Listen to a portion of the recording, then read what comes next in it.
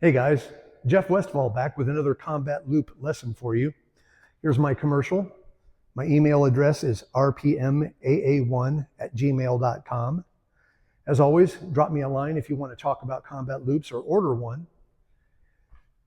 Don't go to any of my old zombie websites that are floating around on the internet that are showing prices for combat loops. Any price you see online for a combat loop is wrong. It's old.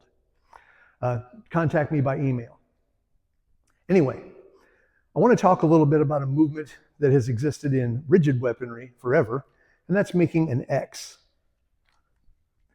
It can be you can let your wrist go loose and make a figure eight, even more dangerous in rigid weaponry because you spend so much time with your flank exposed and your point pointing in the wrong direction, or with your center exposed with a point pointing in the wrong direction. So I could make a valid argument that you almost never want to cross the center line very far with your tip. You're going to minimize how much that tip crosses the center line. And that's a debate to be had on another video. But when we talk about a flexible weapon, I can make a figure eight if I keep it at a reasonably slow rate of spin. But as I go faster and faster, my diagonal angles of the X starts getting skinny. And pretty soon my body can't fit in between the two sides, and I hit myself.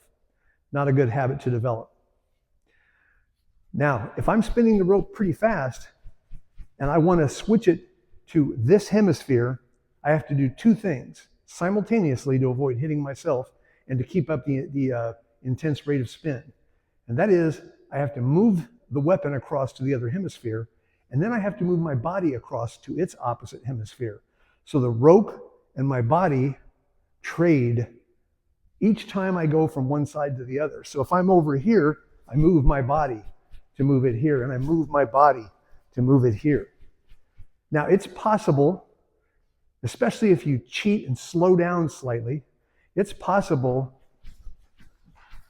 to do that, but you're paying so much attention to that you're not paying attention to the fight.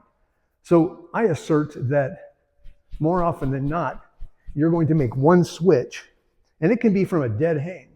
You know, I might be here and switch and come over here, and I might be at a dead hang here and switch and come over here. Well, if you practice a figure eight, it'll tend to make you hold still until you start, especially if you're going right, left, right, left. It creates an unrealistic way of being and standing as you exercise the technique.